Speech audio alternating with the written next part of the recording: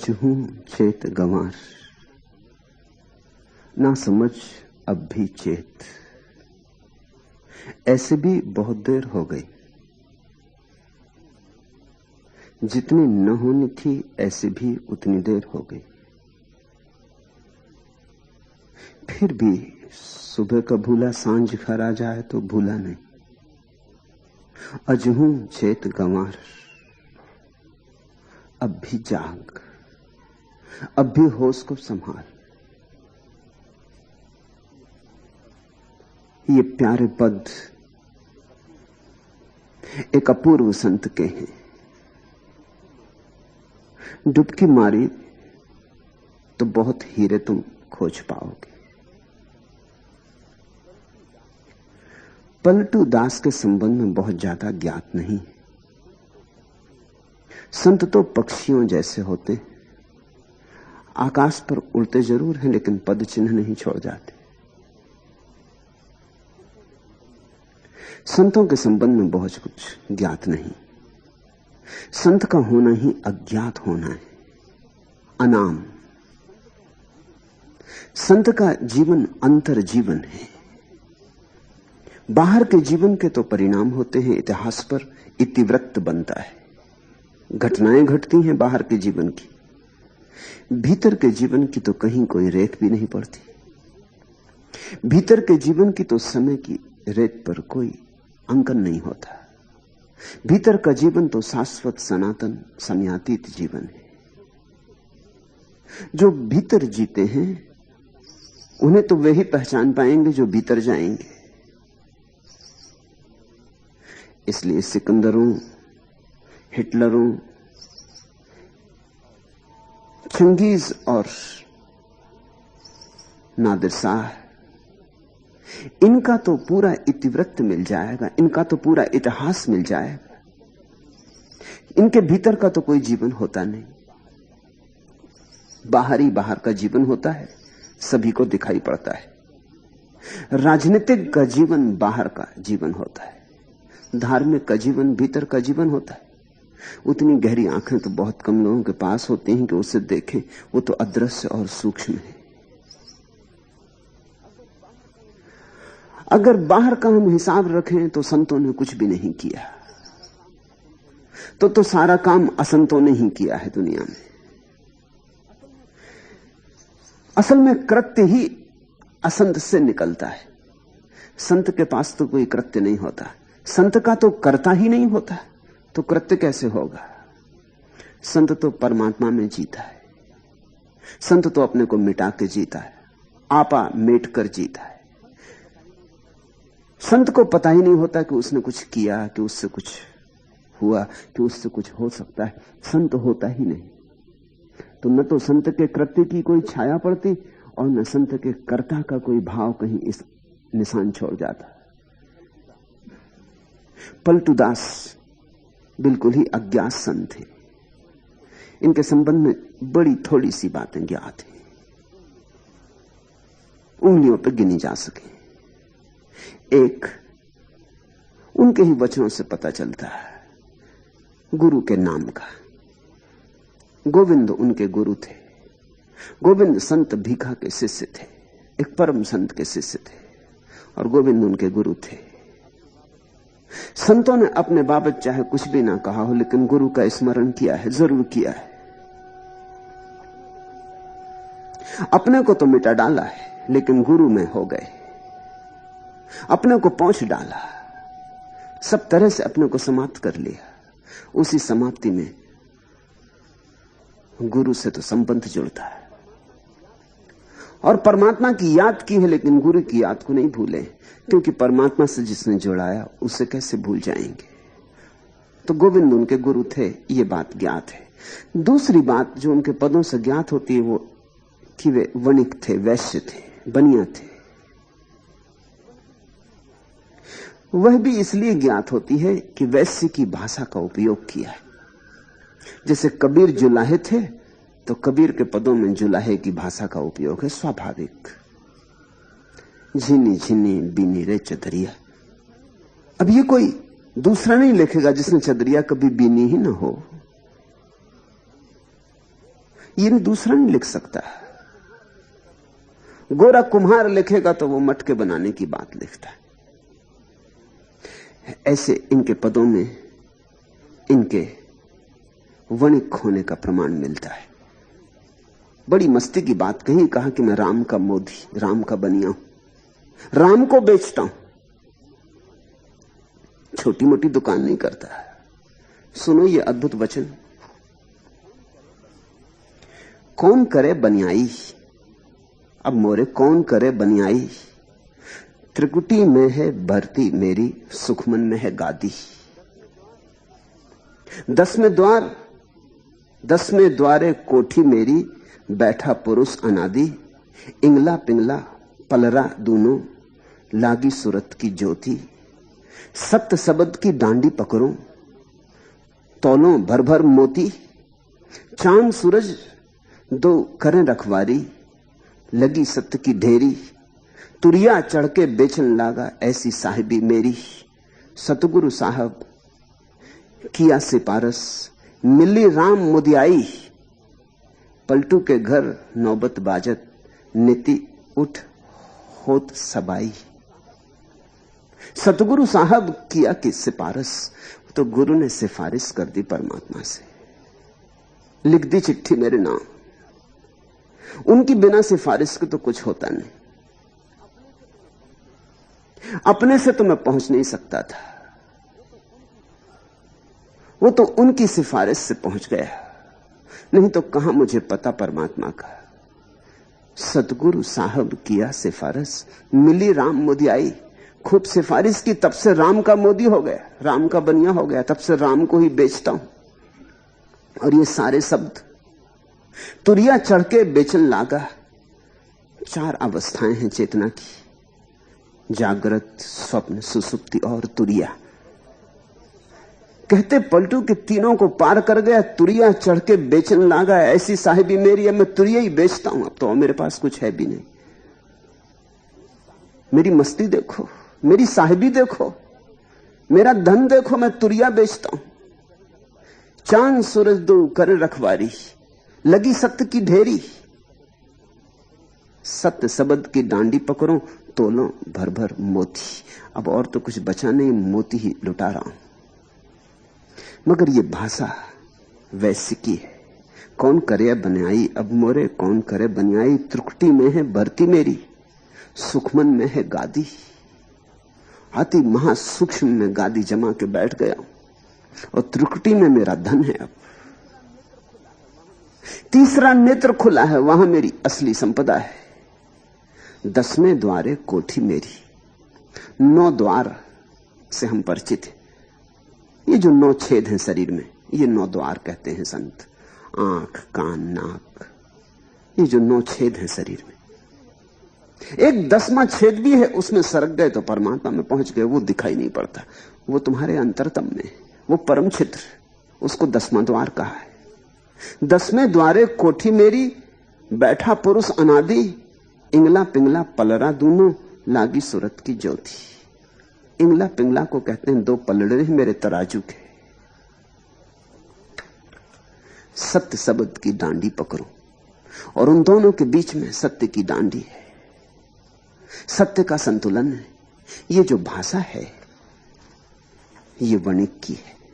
इस संबंध में एक बात ख्याल रख लेना, जो तुम्हें याद दिला देनी जरूरी है, कि तुम कहीं भी हो वहीं से परमात्मा का रास्ता है। अगर बनिए हो तो वहां से भी रास्ता है, तो राम के मोदी हो जाओ। कोई ऐसा नहीं है कि ब्राह्मण का ही ब्रह्म पर दावा है, कुछ ऐसा भी नहीं है कि क्षत्रियों का ही दावा है। ब्राह्मण भी सत्य को उपलब्ध हुए, क्षत्रिय भी, वणिक भी, शूद्र भी। प्रत्येक जीवन के ढंग की अपनी सुविधा है, अपनी असुविधा है। ब्राह्मण को एक सुविधा, और ध्यान रखना जब मैं इन शब्दों का उपयोग कर रहा हूं तो मेरा मतलब जन्मजात नहीं। जन्म से कोई ब्राह्मण नहीं होता और जन्म से कोई शूद्र नहीं होता, जन्म से इसका क्या संबंध। लेकिन वृत्ति से ब्राह्मण होते हैं, वृत्ति से शूद्र होते हैं, वृत्ति से क्षत्रिय होते हैं। वृत्ति की बात है। ये व्यक्तित्व की बात है। ये जो 4 वर्ण हैं, ये जो 4 रंग हैं, वर्ण का अर्थ होता है रंग। थोड़ा सोचना, ये 4 रंग के लोग हैं दुनिया में, 4 ढंग के लोग हैं दुनिया में। और इस 4 ढंग की जो व्याख्या है, 5000 साल हो गए हिंदुओं ने जब तय किया था कि 4 रंग के लोग हैं, 4 ढंग के लोग हैं, इसे आगे नहीं बढ़ाया जा सकता। अभी भी कार्ल गुस्ताफ जंग ने जो फिर से विवेचन किया मनुष्य के संबंध में, तो 4 ढंग फिर आ गए। नाम कुछ भी हो, लेकिन 4 कोठियों में बटे हुए लोग हैं, इससे बचा नहीं जा सकता। कुछ लोग हैं जो बुद्धि में जीते हैं, वे ब्राह्मण। कुछ लोग हैं जो भुजाओं में जीते हैं।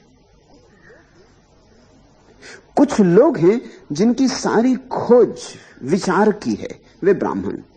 कुछ लोग हैं जिनकी खोज शक्ति की है, शक्ति के पूजक, वे क्षत्रिय। कुछ लोग हैं जिनकी खोज महत्वाकांक्षा, प्रतिष्ठा, धन, इस बात की है, वे लोग वैश्य। कुछ लोग हैं जिनकी कोई खोज ही नहीं, जो ऐसे ही जीते जैसे एक लकड़ी का टुकड़ा नदी में बहता चला जाए। न कहीं जाना है, न कहीं पहुंचना है, न कोई मंजिल है, न कोई गंतव्य है, न कोई बड़ी भविष्य की महत्वाकांक्षा है। ऐसे व्यक्ति शूद्र, वे कुछ भी छोटा मोटा करके गुजार लेते। जिंदगी गुजारनी है, जिंदगी से कुछ बनाना नहीं। ये 4 वृत्तियां हैं। प्रत्येक वृत्ति का लाभ है और प्रत्येक व्यक्ति की हानि भी है। जैसे कि जो आदमी बुद्धि में जीता है, अगर उसका ठीक उपयोग कर ले तो बुद्धि ही निखरते निखरते चैतन्य बन जाती, होश, जागरूकता, सुरति बन जाती। तो ब्राह्मण को एक लाभ है कि वह अपनी बुद्धि को किसी भी दूसरे वर्ण की बजाय, क्षत्रिय, शूद्र, वैश्य की बजाय ज्यादा आसानी से ध्यान में लगा सकता है। ये तो लाभ है, लेकिन खतरा भी है। खतरा यह है, इतनी ही आसानी से वो अपनी बुद्धि को पांडित इकट्ठा करने में भी लगा सकता है। प्रत्येक लाभ अपने साथ छाया की तरह अपनी हानि लाता है। तो जितनी सुविधा है ब्राह्मण को, उतनी ही असुविधा भी है। सुविधा यह है, अगर ठीक मार्ग पकड़ ले, स्मृति को भरने में न लग जाए, बोध को जगाने में लग जाए, तो बुद्ध हो जाए। लेकिन अगर स्मृति को भरने में लग गया, जिसकी बहुत संभावना है, क्योंकि स्मृति को भरना ऐसे है जैसे कोई ढलान की तरफ चले, उसमें मेहनत नहीं है। और बोध को जगाना ऐसे है जैसे कोई पहाड़ की यात्रा करे, उसमें बड़ा श्रम है। तो बहुत संभावना है 99 ब्राह्मण वृत्ति के लोग 100 में से 99 स्मृति को भरने में लग जाएंगे, पंडित हो जाएंगे। इसलिए ब्राह्मण पंडित होकर समाप्त हो जाते। कभी कभी कोई एकाध 100 में एकाध प्रज्ञावान होता है। ऐसी ही क्षत्रिय की वृत्ति है। क्षत्रिय की वृत्ति के आदमी को एक लाभ है, उसके पास संकल्प का बल है, जूझ सकता है, जुझारू है, लड़ सकता है। दूसरे से लड़ना हो तो दूसरे से भी लड़ सकता है, और अपने से लड़ना हो तो अपने से भी लड़ सकता है। लड़ने की उसके पास कला है। लड़ेगा तो फिर वो संकोच नहीं करता। जान लेने में भी उतना ही कुशल है, उतना ही देने की तैयारी भी रखता है। जिसको लेनी हो जान, उसे देने की तैयारी भी रखनी पड़ती है। तो अगर क्षत्रिय को ठीक राह मिल जाए तो वो तीर्थंकर हो जाएगा। जैनों के 24 ही तीर्थंकर क्षत्रिय, हिंदुओं के सारे अवतार क्षत्रिय, बुद्ध क्षत्रिय, जुझारू लोग। तलवार दूसरे पे चलती रही, चलते चलते एक दिन समझ आ गई तो अपने पे चलने लगी। जिस दिन अपने पे चलने लगी उस दिन अहंकार काट के गिरा दिया। काटने की कला तो आती ही थी। ब्राह्मण है याज्ञवल्क्य और अष्टावक्र और शंकराचार्य। ठीक चले कोई तो शंकर हो जाए, चूके तो पंडित हो जाए। ऐसी ही वैश्य की संभावना है। धन की उसे पकड़ है। 100 में 99 मौके पर तो वो धन को ही इकट्ठा करेगा और धन को ही इकट्ठा करके मर जाएगा। और लोग कहते हैं मर के फिर सांप हो जाएगा और धन पर कुंडली मार के बैठ जाएगा। मर के भी वो धन की ही रक्षा करेगा।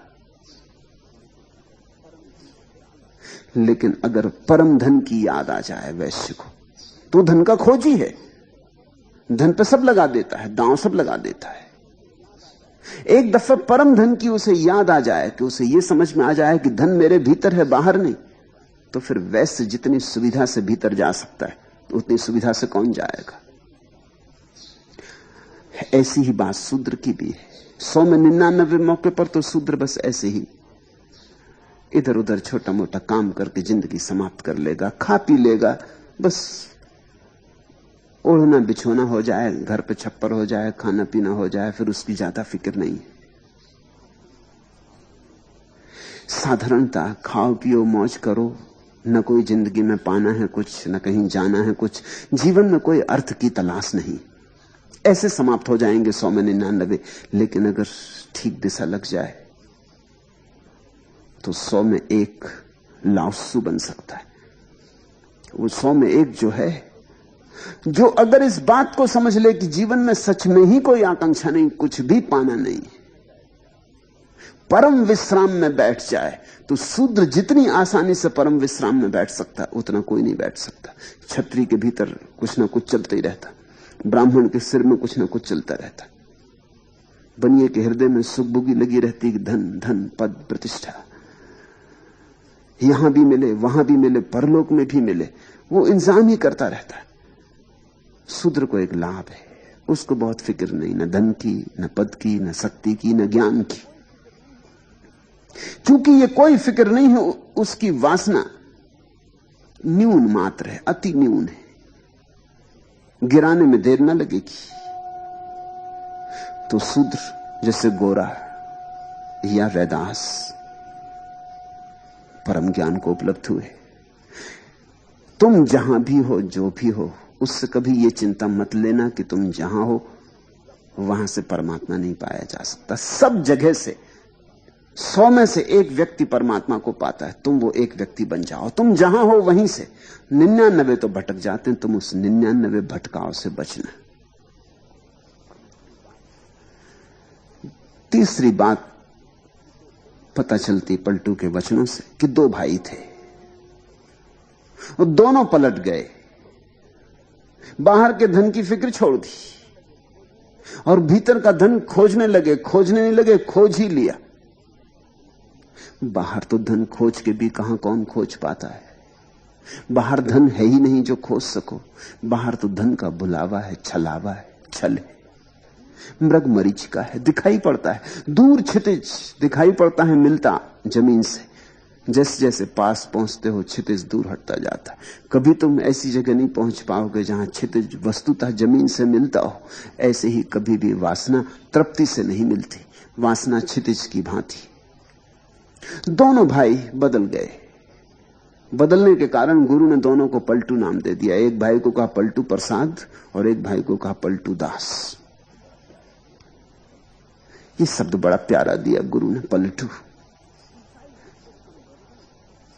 ईसाई जिसको कन्वर्शन कहते, पलट गए, जिसको वैज्ञानिक 180 डिग्री का रूपांतरण कहते, एकदम पलट गए। कहीं जाते थे और ठीक उल्टे चल पड़े, और ऐसे पलटे कि क्षण में पलट गए। देरदार न की, सोच विचार न किया।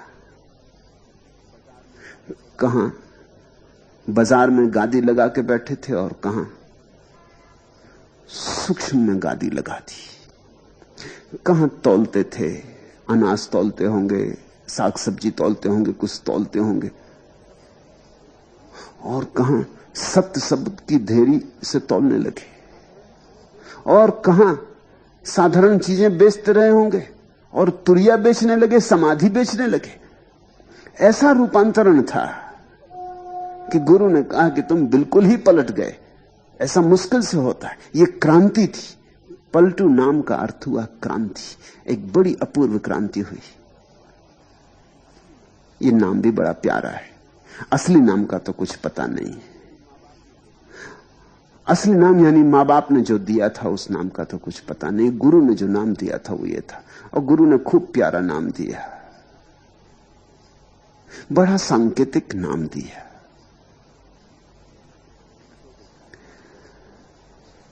दो दो चार चार पैसे के लिए दुकान करते रहे होंगे और जब पलट गए तो ऐसी क्रांति घटी। पंडित पुरोहित तो बहुत नाराज हुए। पंडित पुरोहित सदा ही नाराज रहे इस तरह पलट जाने वाले लोगों से, क्योंकि इस तरह पलट जाने वाले लोग उनके धंधे पर ही चोट करने लगते हैं। अब जो तुरिया बेचता हो बाजार में, समाधि बेचने लगे, वो पंडित पुरोहित तो उससे परेशान हो जाएंगे। उनके पास तो समाधि का धन नहीं है बेचने को। वो तो कोरे उधार बासे शब्द बेच रहे हैं, और यहां कोई ताजा झरना लेके आ गया जिसके प्राणों में नए फूल खिल रहे हैं और ताजे भीतर खिलते कमल बेचने लगा। तो तुम्हारे बासे कमल और सदियों से सड़े कमल कौन खरीदेगा? तो मंदिर मस्जिद सदा नाराज हो जाते हैं संत पर। पंडित पुरोहित तो बहुत नाराज थे, लेकिन जिनके पास आंखें थी उनकी भीड़ आने लगी। दूर दूर प्रांतों से लोग आने लगे। कहा है पलटू ने, लैले भेंट अमीर नाम का तेज विराजा। लैले भेंट अमीर नाम का तेज विराजा, सबको रगरे नाक आई के परजा राजा। पलटू ने कहा, यह भी खूब हुआ। मैं साधारण दुकानदार, जरा राम के नाम से क्या जुड़ गया कि असाधारण हो गया। मैं 2 कौड़ी का आदमी, राम नाम से क्या भर गया कि बहुमूल्य रतन हो गया। लैले भेंट अमीर नाम का तेज विराजा, बड़े बड़े धनी कीमती बहुमूल्य भेंट लेके मेरे द्वार पर आने लगे। नाम का तेज विराजा। लेकिन पलटू ये नहीं कहते कि मेरी कोई खूबी है, उस प्रभु का तेज, उस प्रभु की चमक मुझ में आ गई। वो मेरी आंखों से झांक रहा है, उसकी ही खूबी। सब कोई रगरे नाक आई के प्रजा राजा, और प्रजा से भी लोग आने लगे और बड़े राजा और सम्राट भी आने लगे। बिन लश्कर बिन फौज मुल्क में फिरी दुहाई। ना कोई फौज फांटा है अपने पास, पलटू कहते, ना अपने पास कोई और उपाय है। बिन लश्कर बिन फौज मुल्क में फिरी दुहाई। लेकिन सारे देश में हवा गर्म हो गई, सारे देश में खबरें पहुंचने लगी। ये जो सुगंध पैदा हुई, इस सुगंध के धागे दूर दूर तक चले गए। और जब ये सुगंध पैदा होती तो ये सब दीवालों को पार करके निकल जाती, सब सीमाओं को पार करके निकल जाती। दूर दूर अज्ञात स्थानों से लोग चल के आने लगते। कोई अज्ञात शक्ति उन्हें बुलाने लगती, पुकारने लगती। जन महिमा सतनाम आपने सरस बढ़ाई। तो पलटू कहते हैं, खूब रही ये बात। जन महिमा सतनाम, देखो ये सतनाम की महिमा। पलटू जैसा गरीब बनिया राम का मोदी हो गया। सत्य नाम के लिए से पलटू भया गंभीर। हाथ जोड़ी आगे मिले लैले भेंट अमीर। जिनके दर्शन होने मुश्किल थे, जिनके द्वार पे पलटू जाते तो द्वार न खुलते, सत्य नाम के लिए से पलटू भया गंभीर। और ऐसी गहराई आ गई पलटू में सिर्फ सत्य नाम के लेने से, ठीक ठीक स्मरण कर लेने से। प्रभु पारस को छू लिया, लोहा सोना हो गया। जिनके द्वार दरवाजे बंद थे, वे बड़ी बड़ी भेंटें लेकर द्वार पर आने लगे।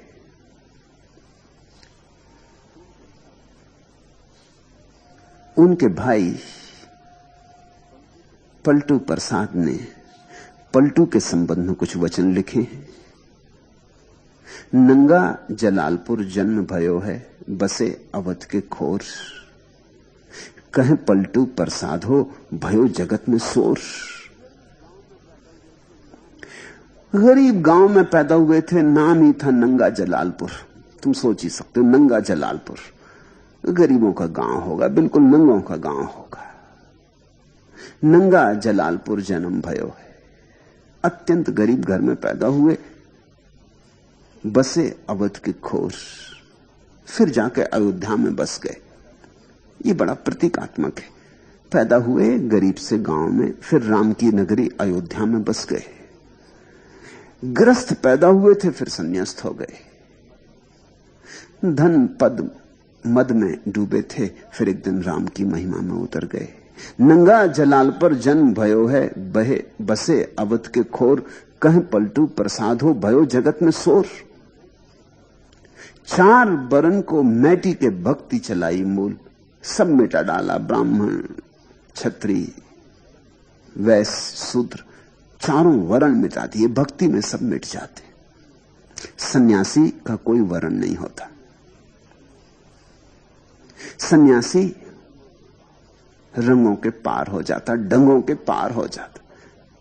सन्यासी परमात्मा का हो जाता। परमात्मा का तो कोई वर्ण नहीं, इसलिए सन्यासी का भी कोई वर्ण नहीं होता।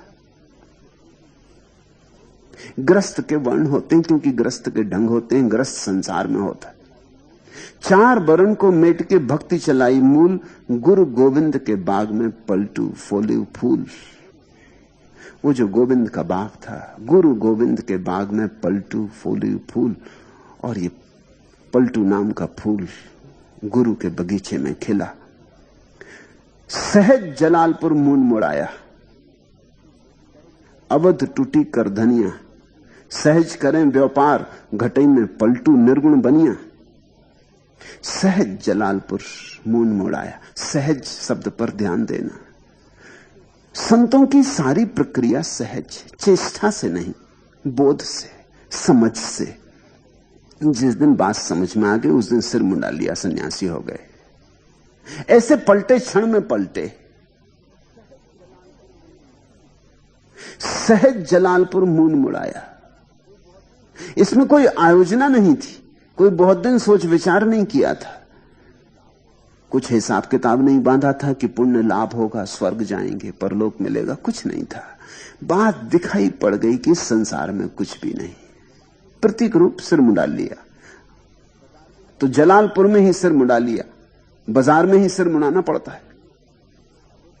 अवध टूटी करधनिया, और फिर अवध पहुंच के वो जो जनेऊ पहने हुए थे करधनिया, वो भी तोड़ के गिरा दिया। जब राम के नगर पहुंच गए, वहां कैसा वर्ण, फिर कैसा व्रत, फिर कौन हिंदू कौन मुसलमान, फिर कैसा जनेऊ, फिर सारे नियम तोड़ के गिरा दिए। नियम मात्र से मुक्त हो गए, अब व्रती हो गए। अवध टूटी कर धनिया। और ध्यान रखना, राम की अयोध्या में उन्हीं का प्रवेश है जो न हिंदू हो, न मुसलमान हो, न ब्राह्मण हो, न शूद्र हो। उन्हीं का प्रवेश है जो वर्ण को छोड़ दें। उन्हीं का प्रवेश है जो सारे नियम इत्यादि जो समाज और जीवन के लिए जरूरी हैं, उनके पार हो जाएं, अतिक्रमण करें, वे ही अयोध्या में प्रविष्ट होते हैं। सहज करें व्यापार, घटई में पलटू निर्गुण बनिया। अब तो बाहर का कोई व्यापार रहा नहीं, अब तो भीतर का ही व्यापार बचा। सहज करें व्यापार घटई में, अब तो भीतर ही भीतर चल रहा सब, लेना भी देना भी, ग्राहक भी भीतर, दुकानदार भी भीतर। सहज करें व्यापार घटई में पलटू निर्गुण बनिया। थे तो बनिया, अब निर्गुण हो गए, अब निराकार हो गए। बस इससे ज्यादा पलटू दास के संबंध में और कुछ ज्ञात नहीं है। अंतिम बात, फिर हम उनके पदों में उतरे। शब्द उनके पलटू के ठीक वैसे ही आग्नेय हैं, अग्निमय हैं, जैसे कबीर के। बड़े ऊंचे घाट के शब्द हैं और बड़े चोट रखने वाले शब्द हैं। ठीक अगर कबीर के साथ किसी दूसरे को हम खड़ा कर सकें तो पलटू। इसलिए संतों में यह बात कही जाती रही कि पलटू दूसरे कबीर हैं। इसमें कोई अतिशयोक्ति नहीं है। तुम जब उनके पदों में उतरोगे तुम भी पाओगे।